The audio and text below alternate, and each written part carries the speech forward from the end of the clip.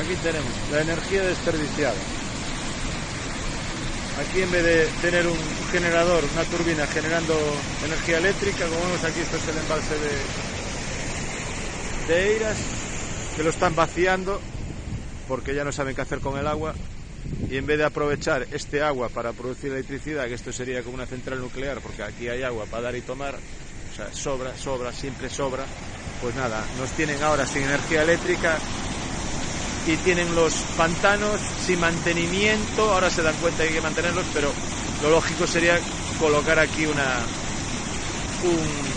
generador eléctrico, ¿no? Colocar una turbina para generar electricidad y no desperdiciar toda esta energía. Pues así estamos, esto es España, o sea, el dinero se gasta en el LGTB, pero en lo necesario no se gasta, o en traer 800.000 inmigrantes, tiene cojones.